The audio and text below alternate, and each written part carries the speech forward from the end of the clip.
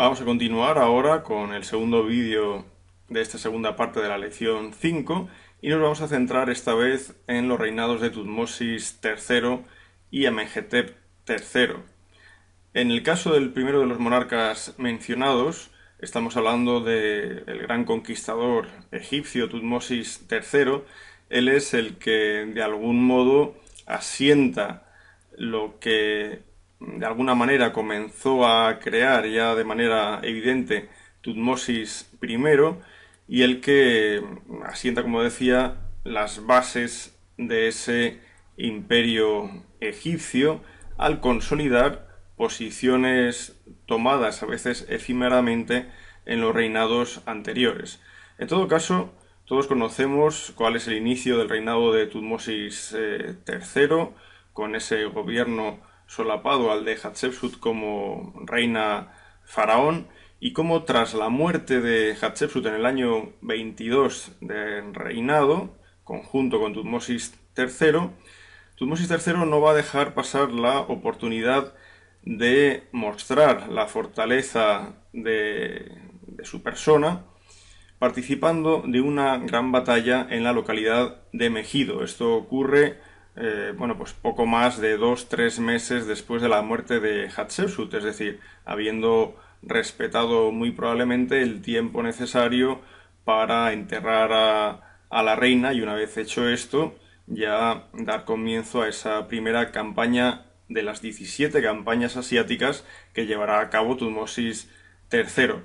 Bien, el emplazamiento de Megido está muy cerquita del monte Carmelo, es un lugar estratégicamente importante y aquí es donde va a tener lugar una de las grandes batallas de la época. Esta batalla es referenciada en multitud de textos, por ejemplo en la estela de Jebel Barkal, que fue escrita en el año 47 de reinado de Tutmosis III, pero que recuerda acontecimientos anteriores. Se dice como el príncipe de Kadesh, que es un poco el jefe, ¿no?, de la gran coalición de 330 príncipes que se va a enfrentar a Egipto, reúne estas fuerzas en la ciudad de Megido. Hay que tener en cuenta que si bien el príncipe de Kadesh es el que dirige a todos estos aliados enemigos de Egipto, más allá de Kadesh se sitúa el poderoso reino de Mitanni, que sin duda tenía intereses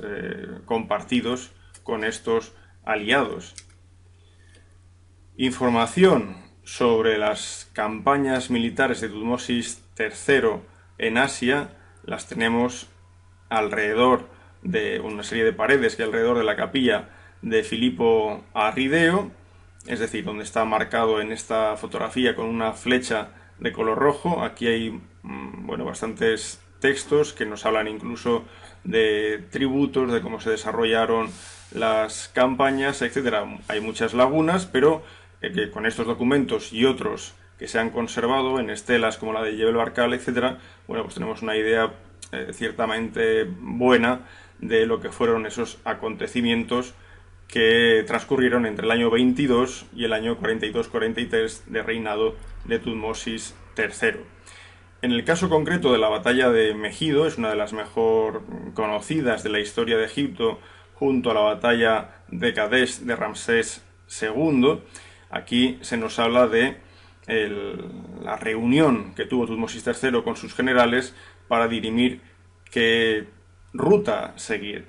Y se ve como, mientras que los generales opinan por la ruta de Taanaj o ir por la ruta de Yefti, que eran rutas más sencillas, Tutmosis III opina que la ruta mejor, por más atrevida también, es la ruta de Aruna, que va por un desfiladero, un paso encajonado, donde evidentemente si el enemigo les encontraba, pues podría provocar una debacle en la tropa egipcia.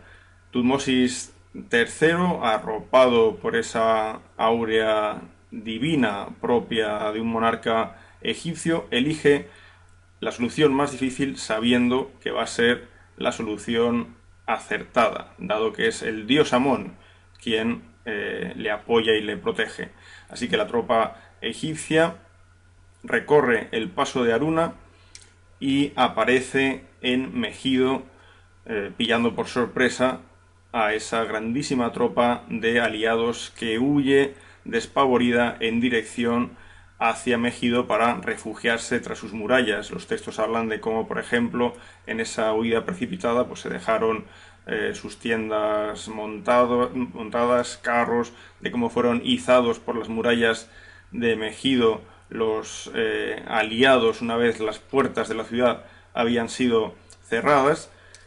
Y finalmente, tras un largo asedio, debido a que el ejército egipcio no cumplió con las órdenes estrictas del faraón, según dicen los textos, sino que se perdió en el saqueo de lo que iban dejando sus enemigos por el camino, bueno, pues tras este largo asedio, finalmente la ciudad iba a ser tomada. Se habla de que la captura de Megido es la captura de 1000 ciudades. Esto es una frase muy descriptiva, porque evidentemente si en Megido estaban reunidos más de 300 príncipes de ciudades-estados de toda la zona sirio-palestina, pues la caída de Megido implicaba también la caída de esos príncipes y con ello de sus ciudades. Tal importancia tenía Megido. Pero también Megido hay que tener en cuenta que es una ciudad con una posición estratégica muy importante, como decía, muy cercana al Monte Carmelo, y una ciudad que se abre paso a la llanura de Israel, es decir, un lugar donde fácilmente se podría obtener un gran cultivo de cereales, etc. Por otra parte, es una ruta de paso de las caravanas que van por la Vía Maris de Egipto hacia el norte. Bien, una vez tomada Megido, y también una vez se tomen otros territorios al norte de Megido en sucesivas campañas, hay que tener en cuenta cuál es la organización que se va a dar para ordenar un poco este imperio que se está creando en la zona asiática. Aquí se habla de cómo Su Majestad nombró de nuevo a los jefes de cada ciudad. Muchos jefes que habían sido derrotados fueron colocados nuevamente en sus puestos. Otros sin duda serían ajusticiados y sustituidos por jefes filoegipcios. Otra medida que iban a tomar los egipcios es la de reparcelar el territorio de cultivo conquistado. Así se habla, por ejemplo, de las parcelas de Megido y de la producción cerealística de dichas parcelas. También, por ejemplo, es parte de la estrategia egipcia traer a hijos de príncipes vasallos a Egipto para ser educados en Egipto, de manera que estos príncipes, que en el futuro serán jefes de sus ciudades-estado, se sientan cercanos a la cultura egipcia y se entiende por tanto que también serán filo-egipcios. Pero como decía, más al norte de Megido hay muchos otros emplazamientos, Kadna, Kadesh, Ni, incluso nuevamente el río Éufrates, al que las tropas de Tutmosis III accederían, igualando por tanto la proeza de su abuelo Tutmosis I. Así, por ejemplo, en la campaña del año 33 de reinado de Tutmosis III, que es otra de las grandes campañas junto a la del año 22-23, en este caso estamos hablando de la octava campaña militar en Asia, se llega a cruzar el Éufrates y, como dice la inscripción, Tutmosis III dejó otra estela al lado de la estela de su padre, en realidad de su abuelo. Se señala a su padre para marcar una cercanía, ¿no?, temporal vinculante entre el gran Tutmosis I y Tutmosis III. Una consecuencia de estas conquistas en la región sirio-palestina y de la llegada de Tutmosis III al río Éufrates, evidentemente, es la pleitesía que de algún modo le rinden otras grandes potencias del próximo Oriente en reconocimiento al poderío egipcio. En realidad podemos estar hablando de regalos que de manera protocolaria se daban entre los grandes reinos del próximo Oriente. En todo caso, en los anales de Tutmosis III en Karnak se habla, por ejemplo, de los regalos del jefe, del rey de Babilonia. En las inscripciones Babilonia aparece escrita como Sangar, también se habla de los regalos del rey de Asur, también del rey de Hatti, es decir, del país de los hititas, y bueno, todas estas menciones no hacen sino incrementar en los textos de los anales de Tutmosis III la importancia de las conquistas llevadas por este gran monarca. Podéis encontrar varios libros vinculados al tema que estamos tratando, yacimientos, textos, etcétera, en el enlace que os indico en la página que veis ahora en pantalla. Si es cierto que se producen toda una serie de conquistas que asentarán el imperio egipcio en Asia durante Tutmosis III, no menos cierto es que, desde el punto de vista literario, vamos a tener también un legado interesante vinculado a todo este proceso de conquista.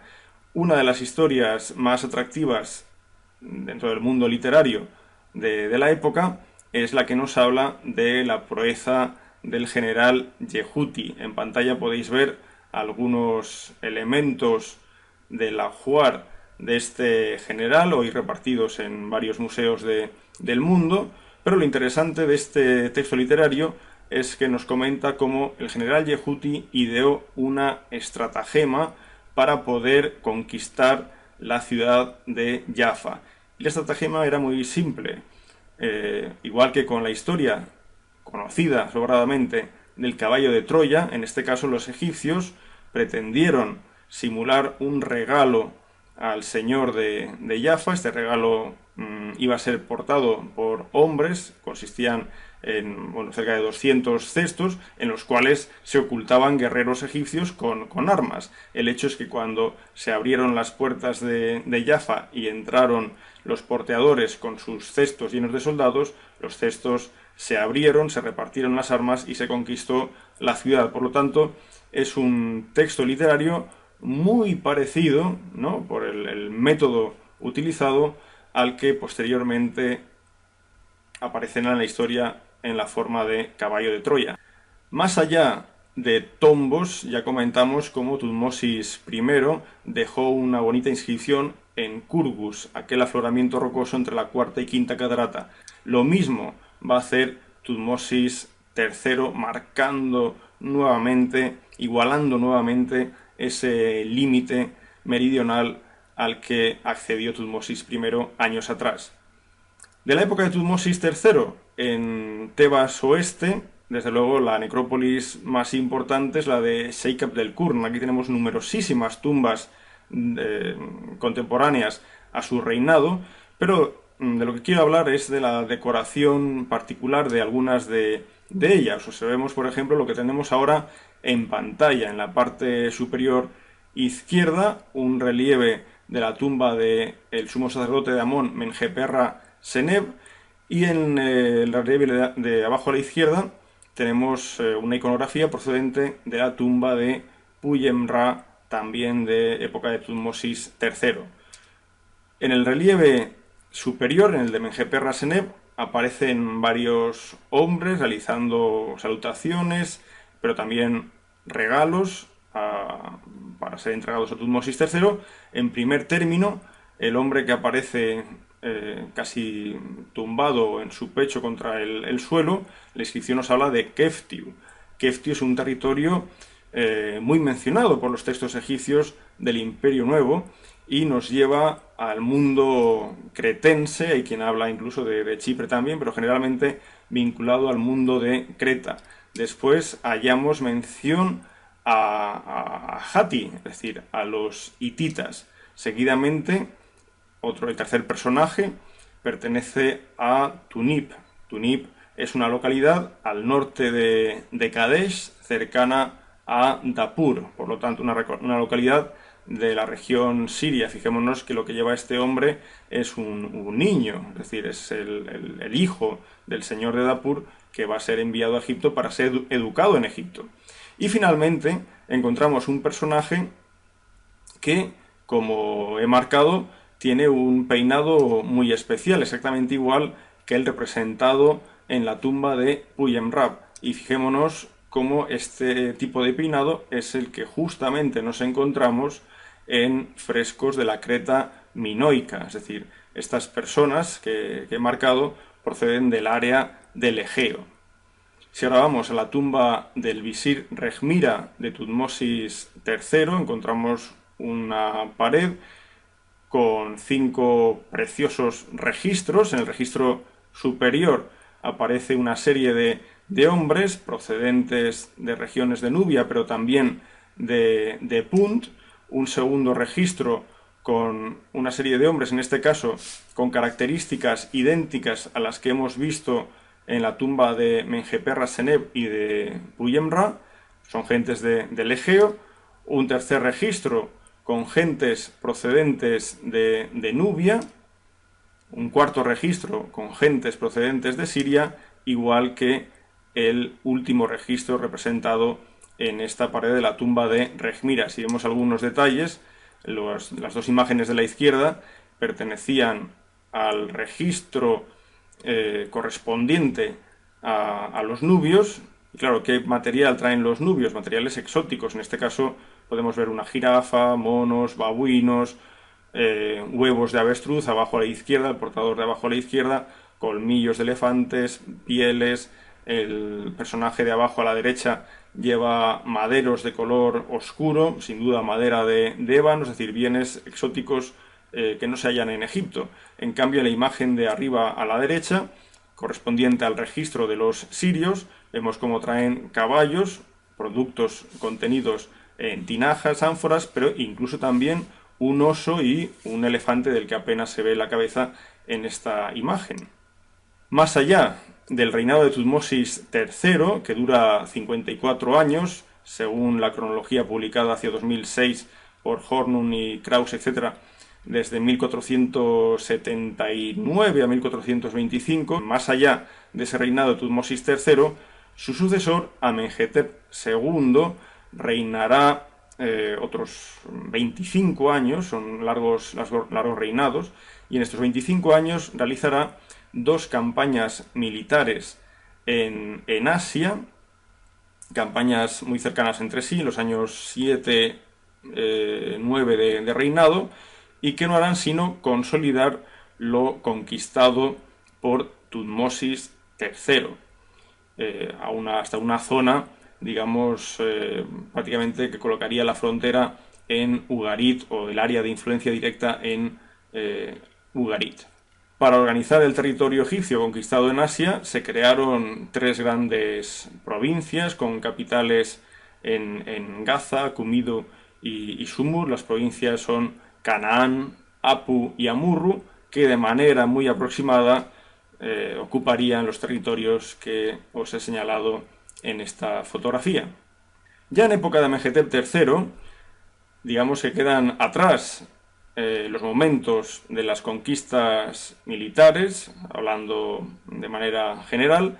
Llegamos a la época de la llamada Pax Aegyptiaca, ¿no? Un periodo de paz, de apogeo, que se ve reflejado en el arte egipcio, pero interesa señalar, bueno, pues algunas indicaciones que aparecen en textos de Amenhotep III. Por ejemplo, la base de estos pies que veis en la fotografía de abajo a la derecha nos hace mención de toda una serie de localidades que solo aparecen mencionadas aquí. En ningún otro lugar de Egipto se encuentra esta lista que nos habla de Amnisos, Festos, Cidonia, Micenas, Mesenia, Nauplia e incluso de Ilion, es decir, de Troya.